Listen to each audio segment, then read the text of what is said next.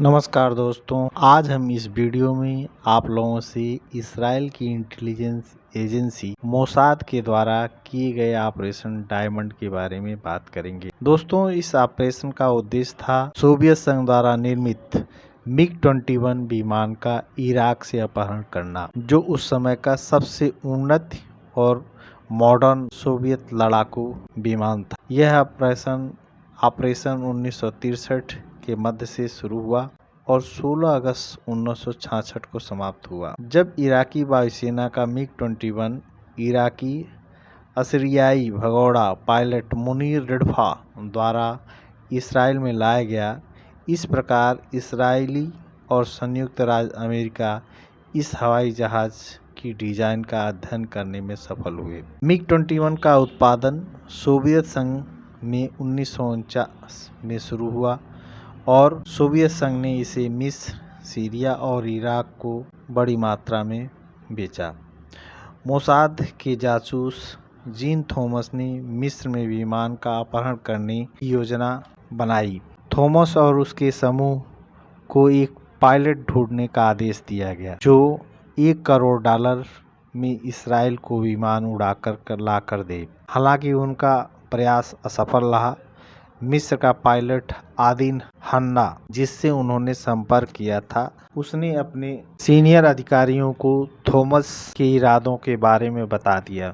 Thomas और उसके 2 अन्य साथियों को दिसंबर 1962 में गिरफ्तारी के बाद फांसी दे दी गई। अन्य 3 को लंबे समय तक कारावास की सजा मिली। MiG-21 अधिग्रहण का दूसरा प्रयास भी असफल रहा, मगर इस बार मोसाद ने जिन इराकी पायलटों के साथ सौदा किया था और जो नहीं माने, उन्हें मार दिया। दोस्तों, 1964 में एक इराकी जन्मे यहूदी यूसुफ ने तेहरान में इजरायली सेवाओं से संपर्क किया। 10 साल की उम्र में से वो एक ओरोनिटी ईसाई परिवार में नौकर था। उसकी प्रेमिका की पहचान से उसे मुनीर रिडफा के बारे में पता चला था, जो इराकी पायलट था, पर इराकी वायुसेना की उसके तरफ के बर्ताव से वो दुखी था। चूँकि ईसाई परिवार के होने के कारण वो इराकी वायुसेना में तरक्की नहीं कर रहे थे। यीशु को पता चला कि रिडफा इराक छोड़ने का प्रयास में था। एक महिला जासूस ने रिडफा से मित्रता बनाते हुए इजरायली जासूस के साथ मिलने के लिए यूरोप जाने के लिए मनाया। रिडफा को $10 लाख, इजराइल की नागरिकता और पूर्णकालिक रोजगार की पेशकश की गई, जिसको उन्होंने इस शर्त पर सहमति जताई कि उसके परिवार को सुरक्षित रूप से इजराइल में ले जाना चाहिए। बाद में उन्होंने इजरायली वायुसेना के कमांडर मेजर जनरल से भी मुलाकात की और रणनीति बनाई।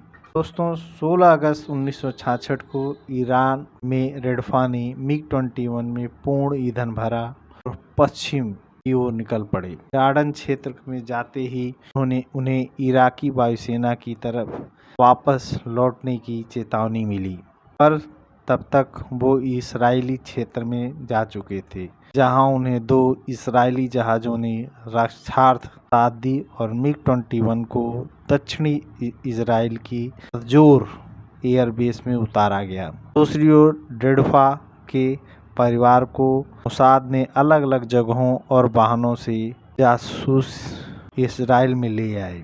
इसराइल आने के बाद MiG-21 का नंबर बदल करके 007 जेम्स ब्रांड कर दिया गया। इजरायली वायुसेना ने इस MiG-21 का अभ्यास किया और कई बार चलाकर देखा।